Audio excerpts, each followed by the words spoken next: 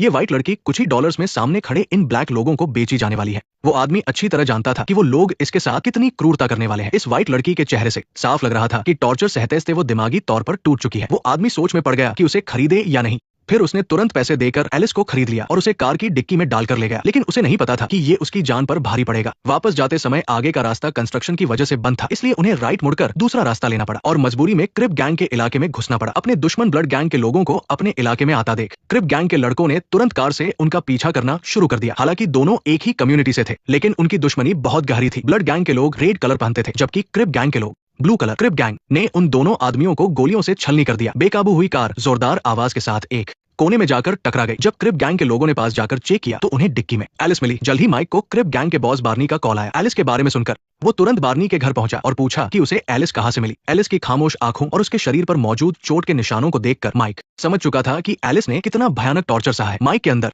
गुस्से की आग धधक रही थी। उसने खुद पर कंट्रोल रखा, खुद को शांत किया और फिर बहुत प्यार से एलिस से पूछने लगा। बार्नी ने पहली बार माइक को इतना अजीब और शांत देखा था। वो माइक के अंदर उठ रहे तूफान को महसूस कर सकता था, इसलिए उसने मदद करने का फैसला किया। माइक पूरी स्पीड से व्हाइट गैंग के इलाके की तरफ निकल पड़ा। वहां पहुंचने से ठीक पहले उसने व्हाइट गैंग के बॉस ड्यू को कॉल किया और कहा कि वो 10 सेकंड में उसके घर के बाहर पहुंच रहा है और उसे बाहर आकर बात करने को कहा। इतना कहकर उसने कार राइट मोड़ी और ड्यू के घर के सामने खड़ी कर दी। नहीं नहीं नहीं, जब वो बाहर आए तो मुझे बताना कि तुमने क्या किया। ठीक है, वो वही है, वो वही है, वो वही है। कार रोको। हेलो दोस्तों, यहाँ हम किंगस्टन के मेयर का छठा और आखिरी एपिसोड एक्सप्लेन कर रहे हैं। वापस लौटते समय एलिस पैसेंजर सीट पर सिकुड़कर बैठी थी। माइक के प्यार से समझाने और दिलासा देने के बाद एलिस थोड़ी शांत हुई और उसने गटागट पानी पिया। तुम ठीक तो हो? तुम्हें चोट लगी है क्या? डॉक्टर के पास चले? मुझे चोट लगी है, लेकिन सब ठीक हो जाएगा, मैं उसे वापस ले आऊंगी। माइक कार लेकर एक खुफिया जगह पर पहुंचा। उसने जमीन पर कंबल बिछाकर एलिस को लेटने के लिए कहा। फिर उसने तेज शराब से अपने हाथ धोए और लाइटर निकालकर चाकू को स्टरलाइज किया। वो उसके पेट पर कट लगाकर माइलो का लगाया हुआ ट्रैकर निकालने वाला था। उसने एलिस को मुंह में दबाने के लिए एक कपड़ा दिया। माइक ने कार से एलिस को घर पहुंचाया। अब ट्रैकर निकल चुका था, इसलिए रशियन माफिया का बॉस माइलो